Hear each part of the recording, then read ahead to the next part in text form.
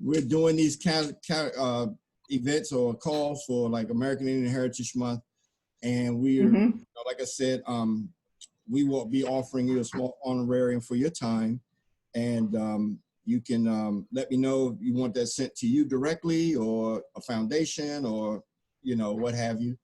But I just want to introduce myself. And Paleo BWA, my name is John Scott Richardson.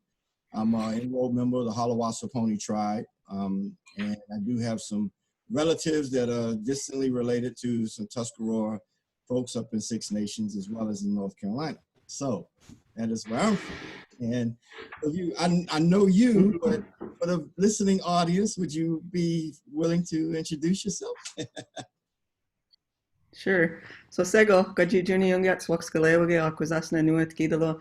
My name is Gajit Juni, which means I make flowers. I'm Bear Clan and I'm from Akwesasna and Mohawk territory. Beautiful, beautiful.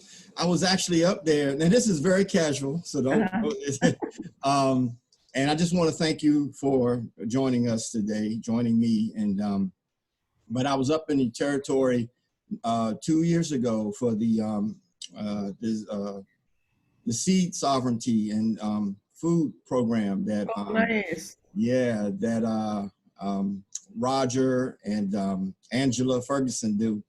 And I fell in love. I don't like New York really, but when I went there, of course I was at home, and we, the corn songs and planting, and we picked strawberries, and I mean, it just was a beautiful time. And unfortunately, my community is kind of attached to, in a sense, as far as longhouse ways and so forth. But I was was welcomed in for the gathering there into the longhouse, and that was very special to me as well. Nice. And you may know some of my cousins and relatives. Arnold Richardson, who used to, he's a flute player, used to stay with Joanne Shenandoah and them. He lived up there. His mom is actually Tuscarora from up that way. Of course, he's an older, he's about Tom's age now. And his son, which is Wyosti Richardson, and he's a dancer, and he's done a lot. He gets around with Bill Krause, the Seneca guy. Yeah. So we have some relations and some so forth.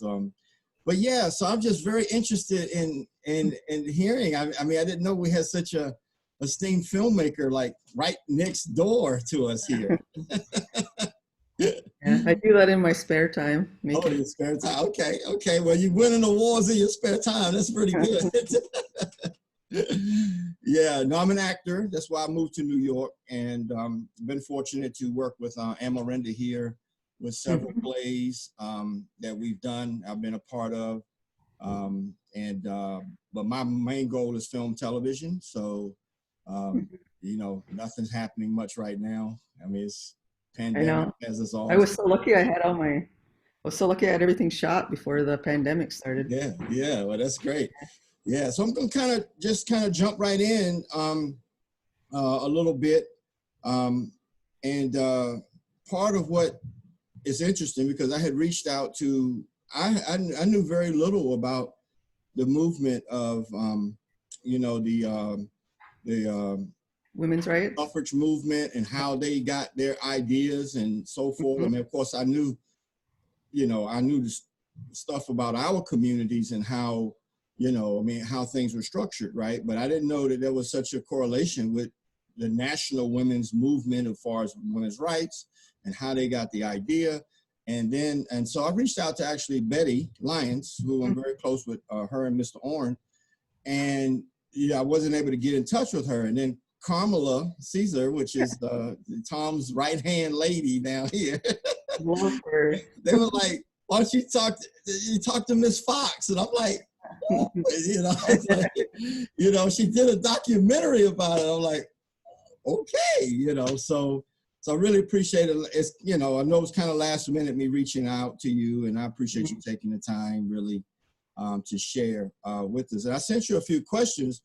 So just that, don't have to be very formal about them, but just like in your research and your experience, what were some of the main events that you saw that led up to the women looking into like contacting the Six Nations women or looking at their model of structure? You know, did you find anything that when you were doing your research? Well, really, Sally Roche Wagner, who is one of the main people in my film, her and Louise Hearn, Mm-hmm. was a Bear Clan mother from this community. It Right. was really her that did the research on this, and I actually heard her talk about this maybe 15 years ago at an education conference. Okay. So it's always been in the back of my head. Right. Right. And when I finished my last film, Under the Husk, which was about bringing our rites of passage ceremony, Right. traveling to film festivals, somebody asked me, "What's your next project?" And I kind of blurted this out. I want to do a movie about how our women influenced the women's rights movement. Right. So then I just got started from there. I got funding from Vision Maker Media. They fund Native Films through PBS. So my film is actually streaming on PBS this month, so you can watch it for free this month. Yeah. So just the month of November. So anybody that's watching, you can look up Without a Whisper on PBS, and you have the opportunity to watch it. Yeah. Otherwise, you know, you watched it twice. Wow, awesome.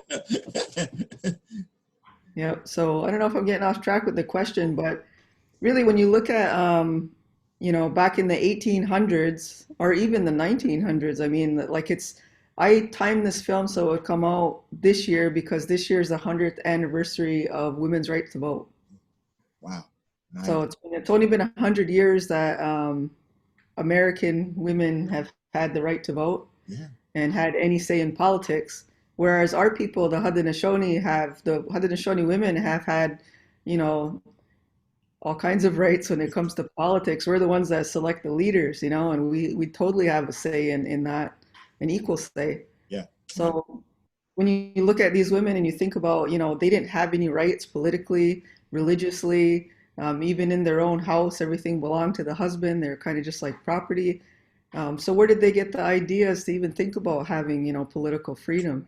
Right. Unless they, you know, looking around at what our women were up to.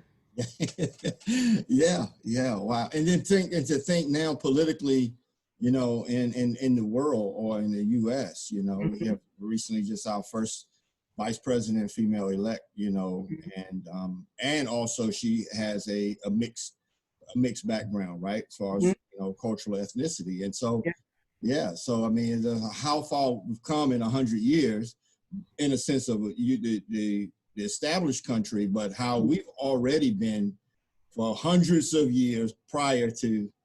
And we're still, because we still have our traditional government system, which the United States kind of adapted a little bit. Well, part of it. Yeah. They looked at our model and then they made their own, but they left out the women. Yes. You know. Yes. And now just women are starting to take leadership now. That's what, 2020, you know? Yeah. Yeah. It takes a long time to change that patriarchal mindset, you know? Yeah. Yeah. Yeah. Yeah.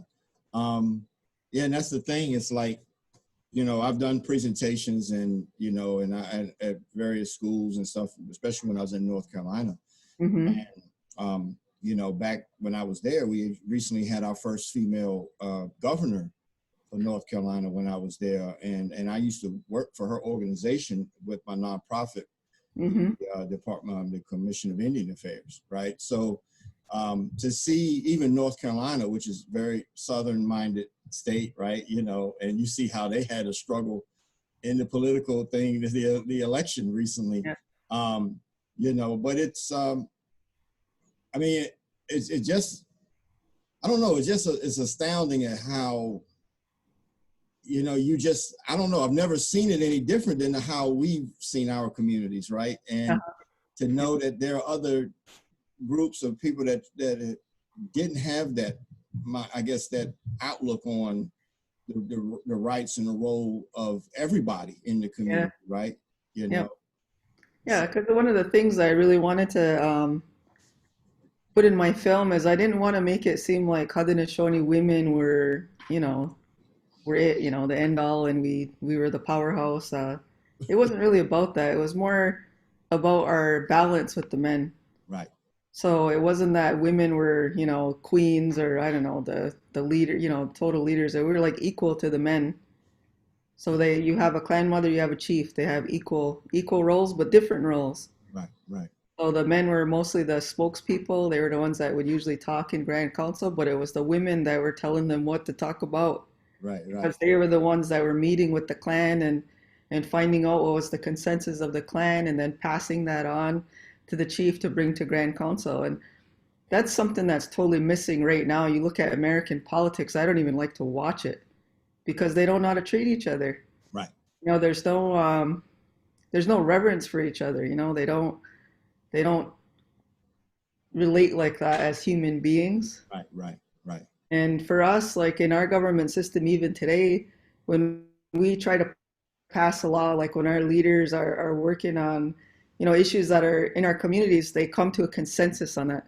right, So you don't have 50% of the chiefs not agreeing and being unhappy. You know, that's what the United States looks like right. right now. You have 50% of the population unhappy and then 50% of the population happy. And there really needs to be more of a balance. You know, they still got more to learn from us. Right, right.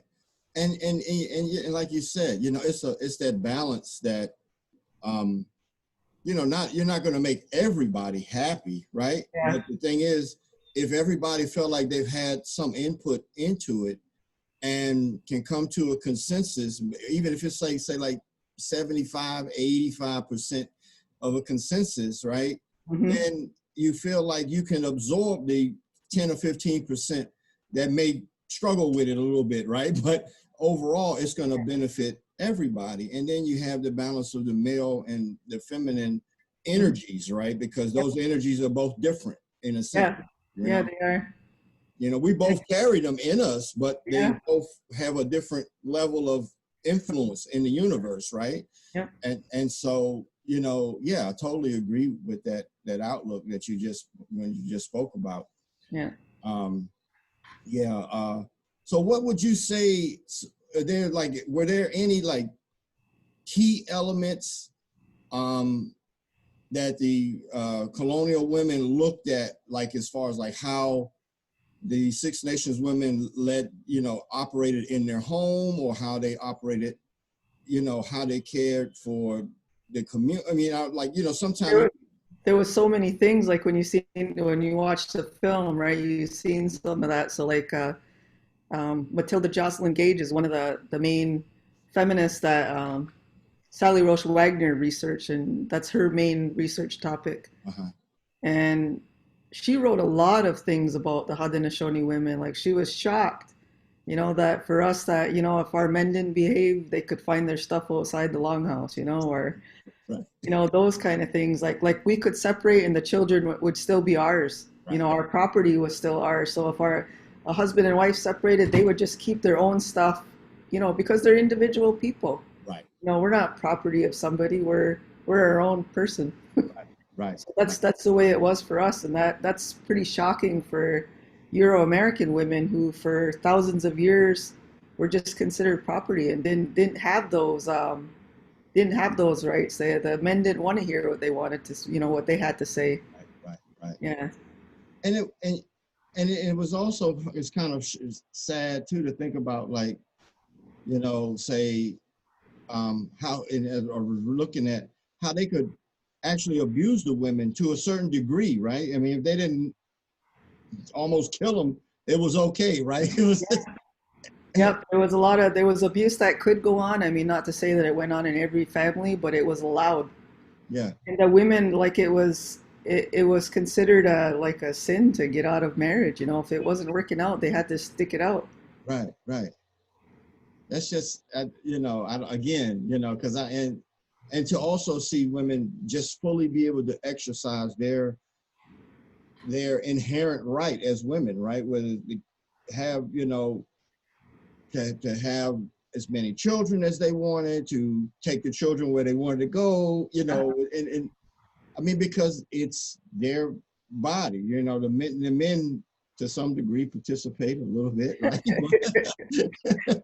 But you know, it's like, you know, we didn't sustain that life, right? We may have helped create it, but we didn't sustain it and nurture it like they Yeah. do, right? Like, and so, I think that's another huge difference. I mean, you look at our worldview.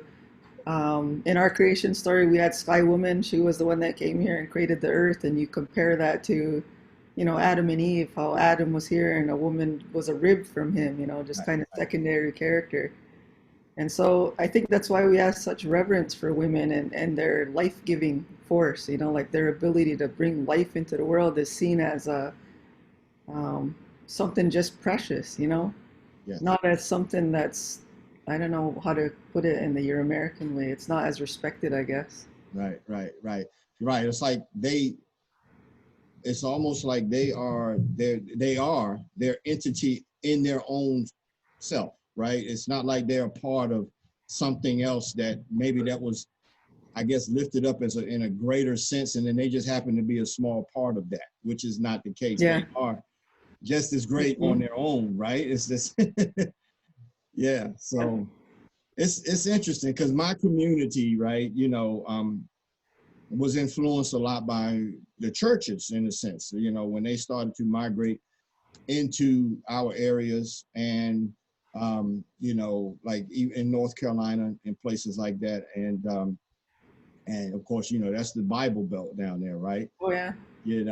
So where you have these large evangelical, well, not my community, but and Yeah. throughout the state, right? So you have this mindset of the man, of course, being the head and the lead, and Oh yeah. women being, the support and behind every great man is a good one. That, all of those cliches, right? And Yeah. but this becomes when it's so predominantly around you, and to some degree, it becomes the mindset of future generations, right? Because this is the propaganda that's continuing to go forth, right? Yeah. There's a lot of stuff that needs to be unlearned. Yeah, You yeah. know, like I was at the opening of the Smithsonian when it opened it up in DC. Like that was quite a while ago. 2007. Yeah. Were Yeah, you there? yeah, I was there. Yeah. Yeah, we sang there because I was singing with the Akwesasne women singer, so Uh-huh. we sang there, and it was really cool to see so many Ongohoe people there. There was like what 25,000 people or something Yes, yes, crazy. But yeah, they had that one exhibit there when you went through there that was all Bibles. Did you see that? yeah. Oh, That yeah. was crazy. You know, Yeah. like how hard they pushed. Like they translated all those Bibles into all those different languages, and eh, Yeah, yeah, so yeah, pervasive. yeah. It's interesting to see, and then I think about like up, say in your community with the Jesuit that community that, you know, but how they still allow certain, like the songs and the language and, of course I'm not from there, so I don't know a great detail, like you may be aware of and so forth, but I think that there could be always a good compromise to some degree. If not saying one is worse or bad or one is greater than the Yeah, other, but taking the best of both values and maybe somehow moving forward. There's always a way. Um, like, how do I say the question? And just feel free to interject anything I you want in, while was we're just watching talking. my. I Because, got a bluebird outside, like eating oh at yeah, here. Yeah. okay, nice, nice. I like your artwork back there too. Did you Yeah, do those? yeah, I did that back in 2002. Oh wow. There's seven of them. You can only see three. Okay. Well, each of them represent a certain Generation. generation. Okay. So Yeah. that Yeah. one right behind me is me, and the one beside it is my mom, and then Okay. my daughter on the other side. Right. And then I have two babies going that way, and then my grandmother and my great grandmother. Oh, beautiful. Like Wow. like how like as you live a life, if you're lucky, you'll see all seven generations, and I've already seen six. Wow. I'm not at great grandchildren yet, but I have grandchildren. Wow. I was, Yeah. I'm looking at you. I wouldn't think you'd be, to be honest with you. Yeah. Um, yeah. I, like I said, when I was up there, um, I just, again, it's interesting like how we connect and I had met Mr. Porter, Chief Tom Porter a few years ago back when he used to come down to do drums along the Hudson. I've been to that event That's a few probably, times. I yeah, probably maybe I've seen you there. that's probably where it's been. I used to perform there. I sing and drum with Silver Cloud Singers, Oh, um, nice. and pretty well known in urban type of drum and Southern style of singing, and we've traveled Hmm. all over. But um, we would be there, but also used to work the events, like working with the vendors and all of that, setting them up, taking them Yeah, down. that's a nice event. Yeah, it is for a 1 day event. It is very, it draws a lot of people for 1 day. I think one year we clocked about 13,000 people coming. Wow, and I know it's that many. I know it's a big event. I've been there a few times. Yeah, yeah. And it's just like, I've just met some amazing, individuals, and I don't know. It's just these creator just brings all these wonderful people my way, and I'm very receptive to Yeah, that's making good. those connections. Um, Now we have to do it through Zoom though. Eh? yeah, I know it's kind of, and the cases are rising, right? They're I going back up. know. Yeah. So, I so miss that. I'd like to travel. I miss traveling, and then we have all yeah, these film festivals like come in, and they're all virtual, so I haven't gone to one red carpet yet. yeah, because the Skins Fest one is happening now, right? It's Yeah, I'm actually in the Red Nation Film Festival right now. The American Indian Film Festival just finished, and then I have Female Voices Rock. That's in New York City. okay. That one starts in early December, and also there's one in Anchorage that I'm in. That's in December as well. Wow, wow, wow. So what got you? What really kind of got you into film and so forth? I I actually started doing film work with my students because I was teaching language, and it Okay, was just another tool for me to use because the kids liked it, and right, like in making little animations and right, doing right, some cool stuff with the language, and that's how I actually got started. And I did a lot of projects in the community, like just for the community. right, right. And I've been teaching film to students for over 15 years in our high school. Okay, So I'm the director of our Title VI program there for Native education, okay, yeah. and I teach Native film, Native studies, and I also teach traditional arts. Oh, wow. Yeah, so the kids really enjoy that, especially the traditional arts. The kids really love doing Yeah, hands-on things. yeah, yeah, yeah, yeah. Your uncle spoke about that because if you had a chance to watch his video at the end, I mean, there near the end, he says that like for a long time there were just elder or middle age to older people in Longhouse, right? And then he says like now though, there's so many kids there, right? And he's just so excited about that because Me too. of course that ensures the future, right? You know that that is the future, and he was just I could feel like I got the cold chills inside of me because you know Hmm. I am 51, and and I know what it was like to not be in my community growing up as a kid, like consistently, right? I would travel back and forth, but I was like, and I was thinking, I was like, wow, I would have been one of those children because I still feel like that child now, right? When I go, I'm like Yeah, I'm locked in on everything somebody's saying, somebody's doing.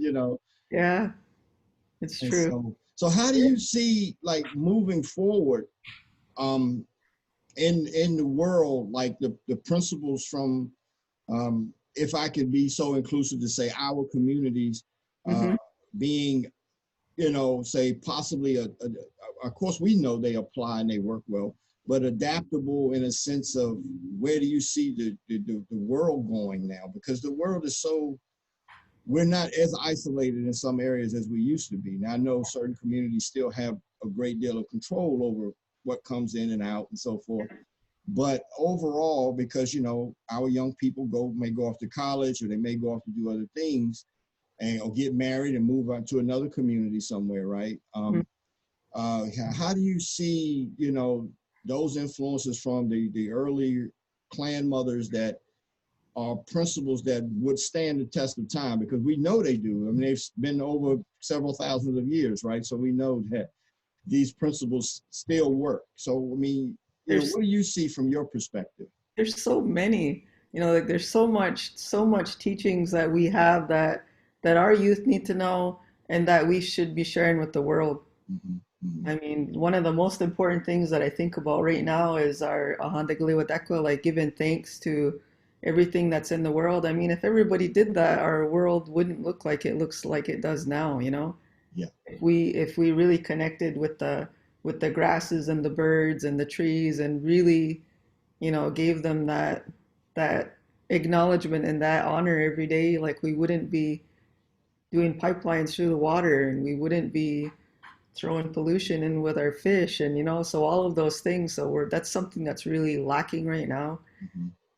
And as far as teachings of clan mothers, we still have clan mothers, and it's amazing that through all of the the forced assimilation and colonization, that especially us on the East Coast, that we were able to still have some of those things. I think about that all the time when I'm doing my work, like I'm doing film or I'm teaching. I'm thinking about what my grandmothers must have went through that I'm able to do this. Right, right. And it must have been so hard for them, like all the things that they went through with boarding schools, all the things that they had to survive to be able to pass down what knowledge we have now. It's amazing Yeah. if you look at it and really think about it. Yeah, and your communities, say are still strong, strongly attached to the language and attached to, ceremony and gathering, right? Because your Mhm. midwinters are coming up soon, right? I don't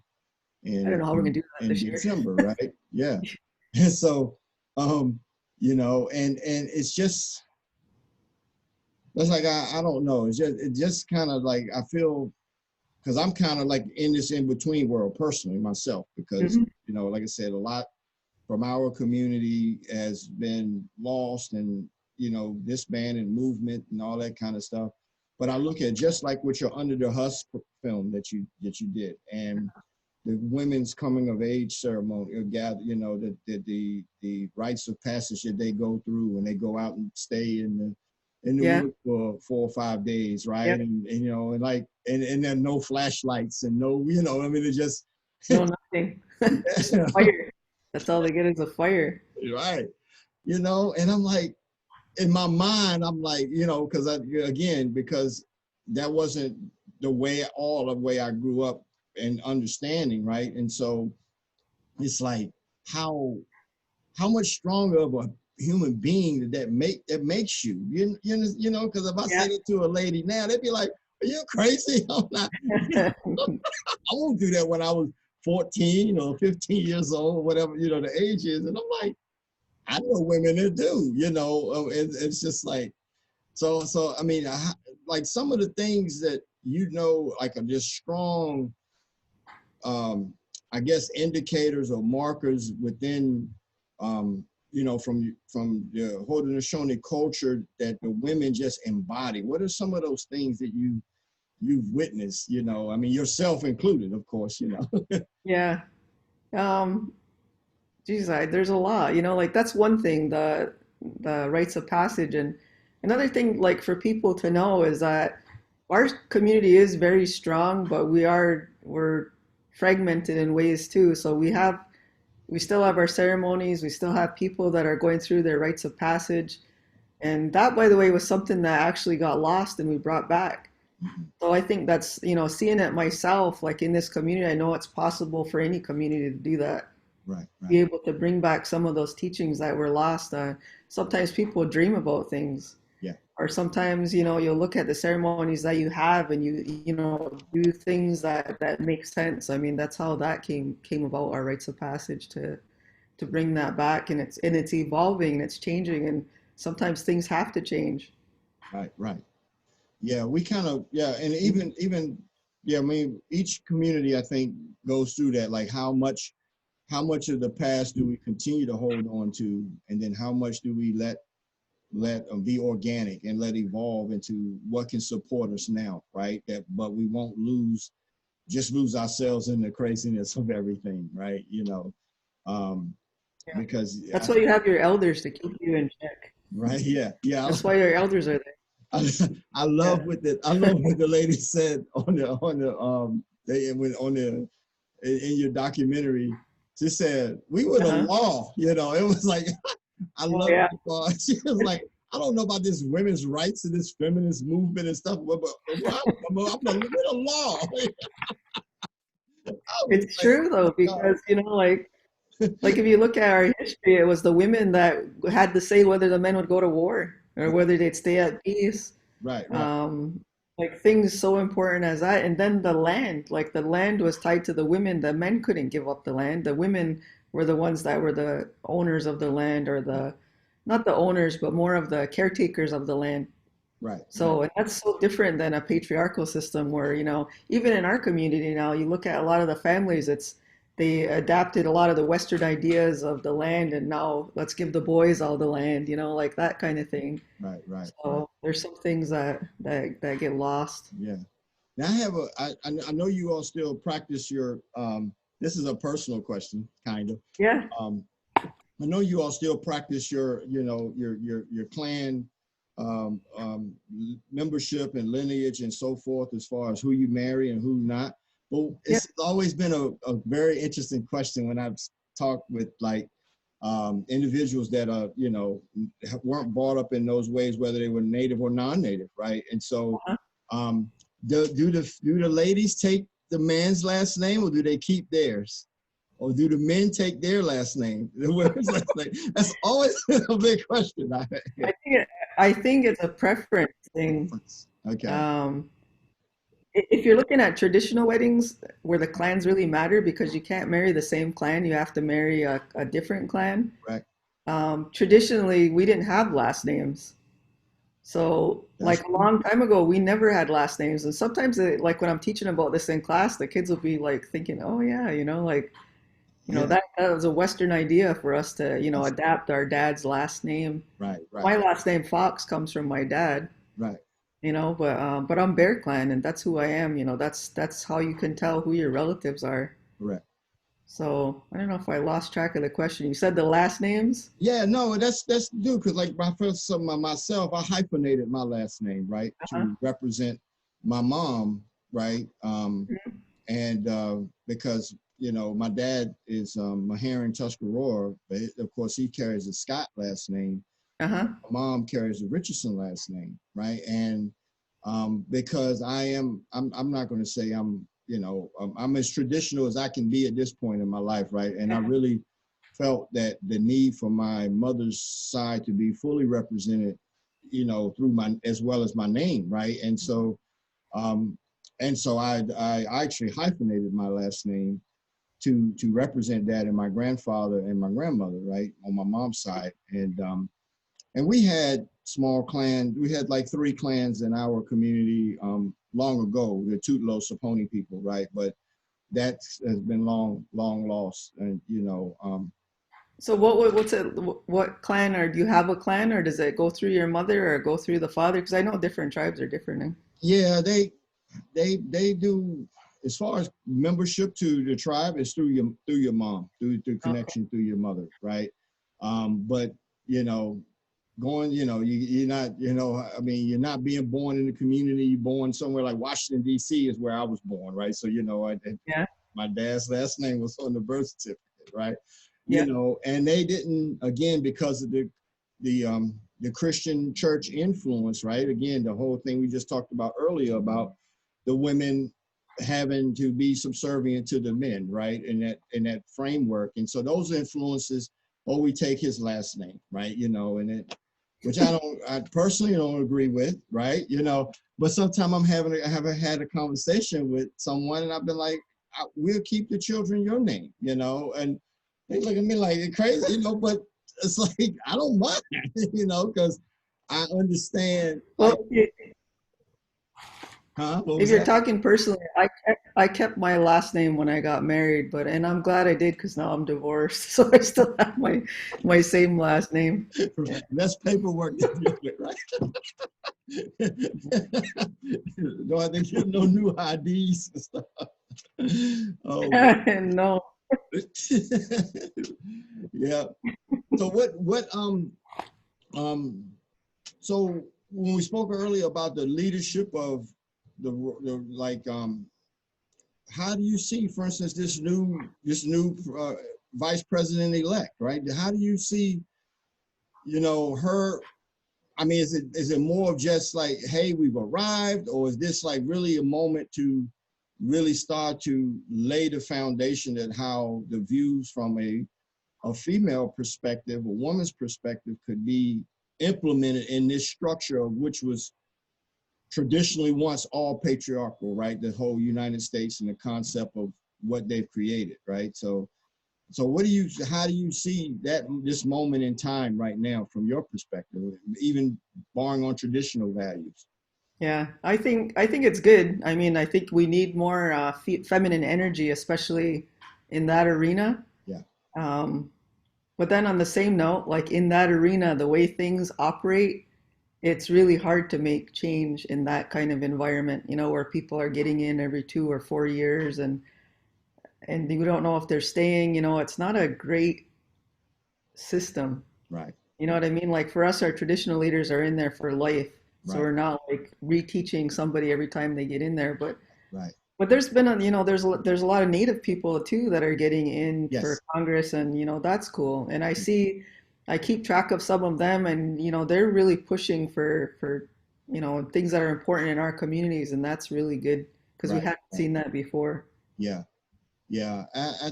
And like you said, like even when we talked about, those values, from the feminine perspective, the female perspective of like life and nurturing and building, you look at how, we are dealing with issues of the murder, missing, and indigenous women, Hmm. here, Canada, probably South America, all really other places as well, Yeah. and then the also the treatment of our planet, which is also our host, our mother, right? That we are here. Um, One of the perspectives that I've always loved and hear your uncle speak about is us really just we're caretakers, right? We're so the concept of subservient and domination and all of those, I'm dominant over this whole thing. It's really more of a destructive concept, wouldn't you say, than a constructive concept, Yeah, right? exactly. That's exactly right. Yeah, And that goes back to our worldviews. Like when we look at creation and how we view the world, our view is that we're connected to everything. right, And then other views might be like everything's here for us to take. right, A right, lot right. different. Yeah, because when your uncle says that he'll tell me quick, he said, all these birds and fish and animals running around here, he said they'll be fine Without us. without us. Right. you I, know, they won't struggle, as much, like we will just perish away, right? If we, I used to have this bumper sticker on my car that said, "Plants and animals are disappearing to make room for your fat ass." like going, I need to try to get me one of those Yeah, because it's I've true done though. I've Yeah. done a few programs with like you talk about the bees and we talk about Hmm. certain plants and trees not being around now because of certain roles of certain animals and insects that used to pollinate these things, right? Yeah. Help them to grow.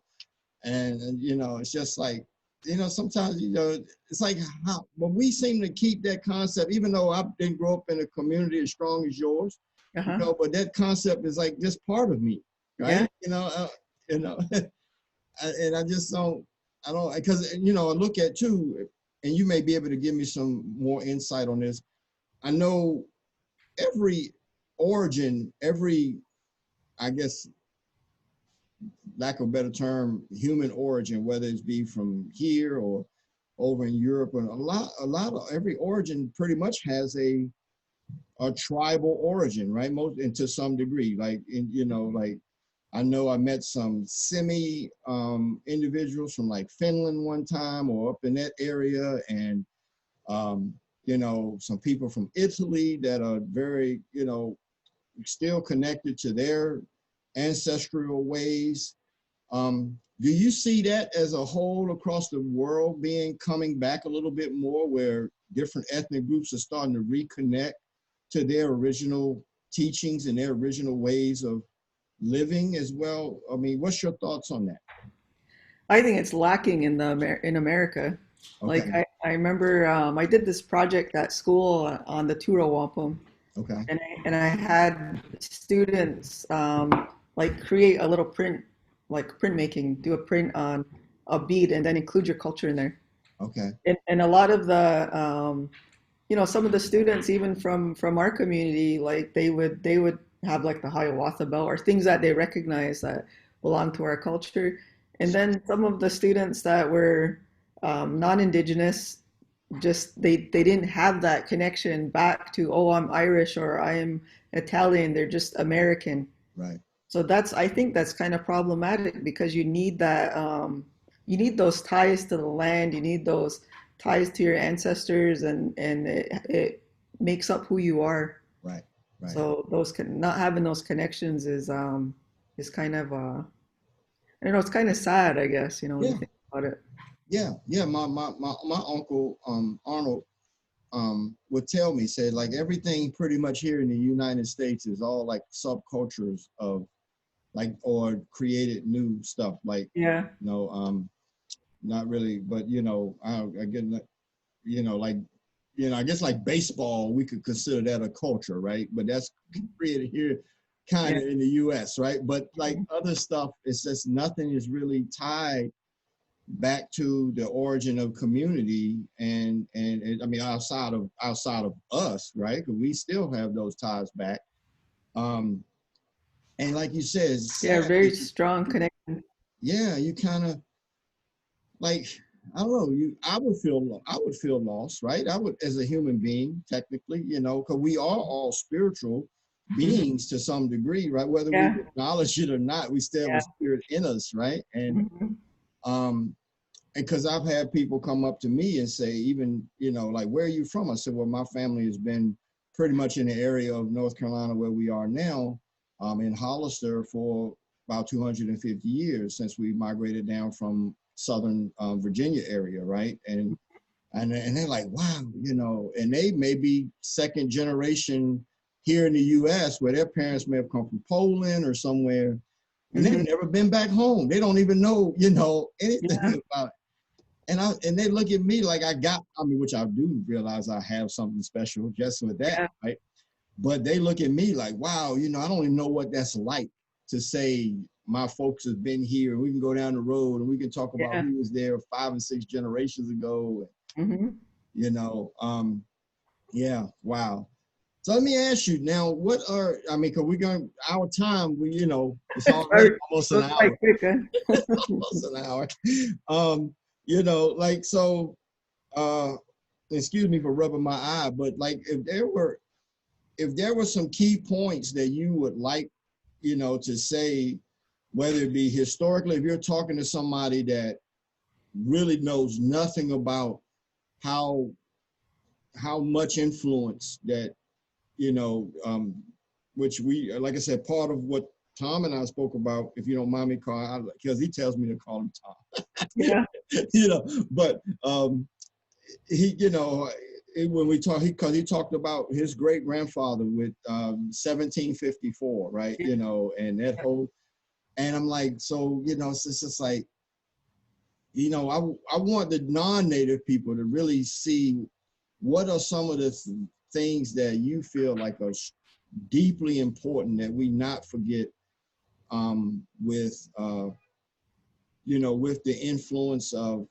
our cultures in the mainstream world, because they are there whether people want to acknowledge it or not, right? The food, the rights, part of the government structure, right? Those things are still there in a sense. And so what are some of the things that you really would like for, because I'm trying to send some of these out to different school teachers and stuff too, to let them hear these facts about yeah. American Indian Heritage Month during this time, which we know it's always our time, right? But Every day.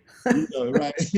So Yeah. what are some of the things that you would like to tell us or leave with us or leave with maybe the non-native public or someone that maybe is not connected as much and would like to know, how I, historically you've influenced things.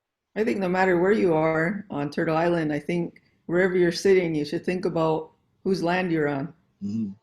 Like, is this Haudenosaunee land? Is this Lakota land? Is this Dene land? Right. Like, think about that. That's one place to start. And I know, like, it's becoming more common practice to do land acknowledgements, and I've seen that at a lot of film festivals and things lately. Right. But that's important to do that, to think about, the indigenous people that the land belongs to, or that were caretakers of the land. Right. Right. And one of the reasons why I do films is because the native voice is so underrepresented. If you look at, especially like media, not even just film, but even paper media, we're almost invisible. Yeah. It's hard to find us. Yeah. and yet this is our land. Yeah. Yeah. It's our, we're kind of invisible, and then if we are there, a lot of times we're not represented correctly. Right. So that's one of the reasons why I do film. Right. And I think about, like, I want our young people to be able to see us and to hear like a more accurate history of us, and to see us how we are right now. Like, I'm not sitting here with any war bonnet on my head, and I'm not wearing a buckskin, Right. Right. Right. dress, but we're still here, Yes. and we're not in the past. We don't live in teepees. To try to break down some of those stereotypes and misunderstandings and relate to each other as human beings. Right. Not just Native people, but all people that are here. There's so much richness in everybody's cultures, Yes. and we need to stop telling a one-sided history. Right. That is so We really need good. to stop that. I mean, in this day and age, we need to really appreciate each other. Yes. Because Yeah. and we know, but every part of this puzzle completes the puzzle, right? It doesn't, right? So, and it makes it gives it the richness and the spirit that lives in all of us, to have all of that represented, right? Yeah. Yeah. Oh Something to my God, learn. that's what you said was wonderful, because that's always kind of the theme too, here at Amarinda as well as other places that I've gone, Hmm. is that we are here, we have value currently, not just Yep. historic value, Yep. just, our value is just as valuable as anyone else's that is here, right, currently at this time. Um, and our young people should be able to feel that. They don't, not just think about it, but just know it as how they exist, right? Yeah. Yeah. So, They wow. need to know they come from great people. Yes. Like, their ancestors were great thinkers, and our philosophy as Haudenosaunee people is always to think ahead 7 generations. Right. So I always think about that. Like, our ancestors are thinking about us, Yeah. and then now we need to do the same. Yeah. Yeah. Very, very, very well put. Very well put. Wow. So what's next on your horizon? What new projects you got coming up? I know you're working on something. We're actually finishing up another project with Michelle Shenandoah. Okay. She's Oneida. Mm-hmm. She has a Native women's magazine called Rematriation. You can find Okay. it, look online. Okay. But we worked on a series of 10 segments of different Native women. Okay. And there's 3 of them that are showing right now at Red Nations Film Festival. We did one on Matika Wilbur, who does Project 562. Yeah, I know Matika. Another cool project to check out. She does such amazing work. Yeah. She just Um, had a baby, and her baby is so adorable. I was I just used looking to at work. pictures I of used her to work. yesterday. Yeah, I used to work with Matika. I met her at President Obama's first inaugural powwow, and Nice. and and she had me connect with Tracy Rector, which you may know Tracy Rector as well. She was a creative producer on my film. Another amazing woman. I love them Yes, both. yes. Yeah, and so I used to work their Native Lens program with the youth, the Guerrilla Film Project that they had in Seattle. That's And cool. I did that for 2 years. And yeah, so Matika and Tracy are just awesome. And then of course, Yeah. she was working with the Dawnland film Hmm. recently about the state of Maine and their whole. Yep, I've seen that. That film is really traveling, getting out a lot of Yeah, good message in that film. yeah, People yeah. need to know that, what was going on. Yeah. So my hat goes off, because I know how it is when you don't really have, you never seem to have the funding that you want to have for projects. Yeah, And you can't pay the people sometimes what you think that that they're worth, right? And because I've been there, and I don't consider myself a filmmaker yet, but I think sometime at one point I probably will be making some films, that's good. We need you more. know. Um, but I really commend you for that. You have a radio show too, right? Do you do a radio program or?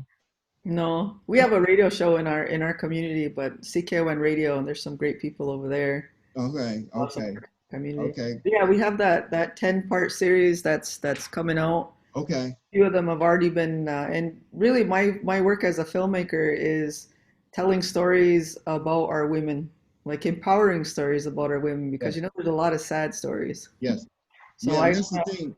when you said we are here now, that's the thing that we try to reinforce from our perspective. I mean, being in the urban setting is we have a different set of challenges, right?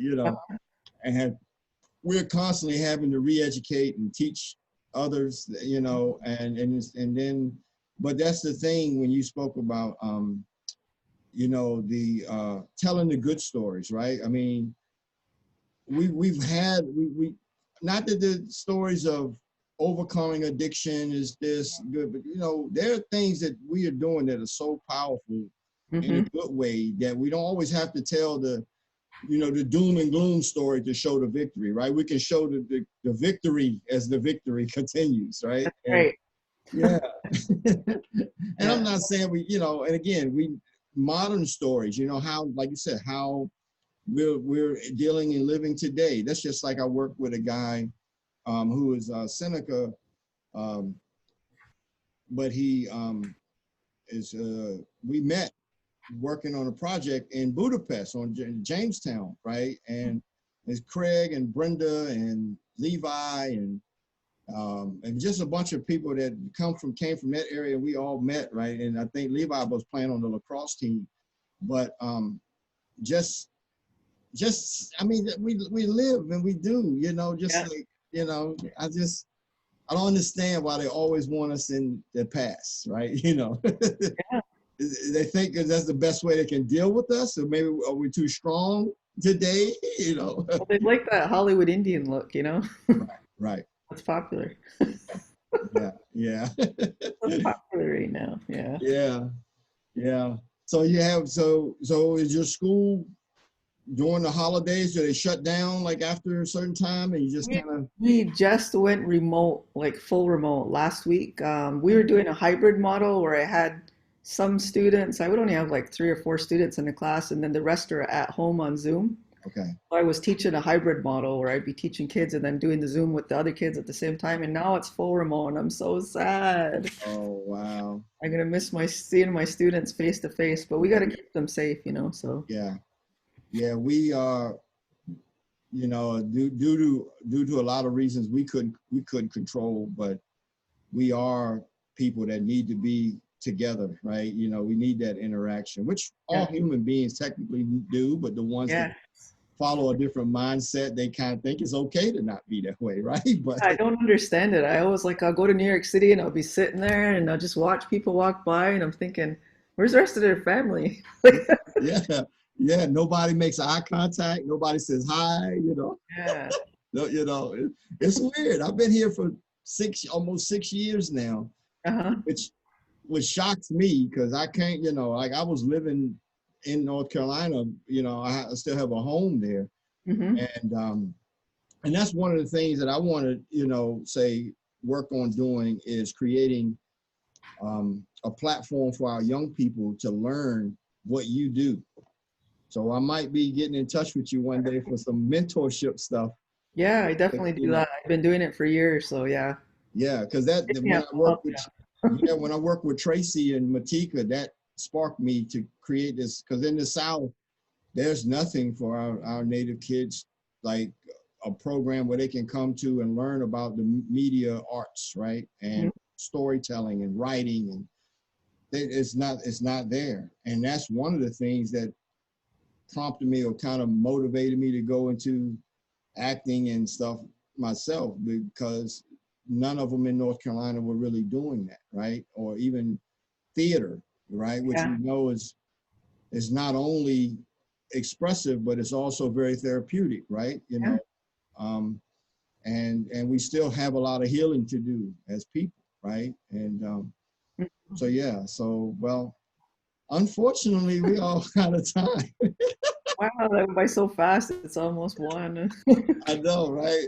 And then, of course, our budget don't allow us to pay for more time. Well, it was nice talking to you. Thanks for having me. I hope people watch the film.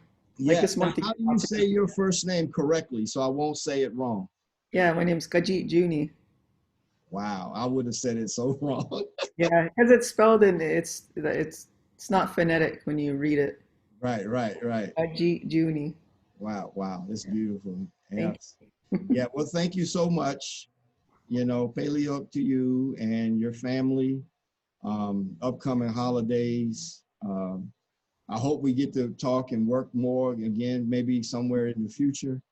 Yeah. We got a native sitcom out there now. Did you know? Do you know that? Really? Yeah. Oh. Okay, Yeah. guys, tell me more about that later because I think you're gonna run out of time. Yeah. Right. But, Okay. but Yeah. Gallo, for having me and have a great holidays and stay safe. Yes. You too. Thank you so much. Yeah.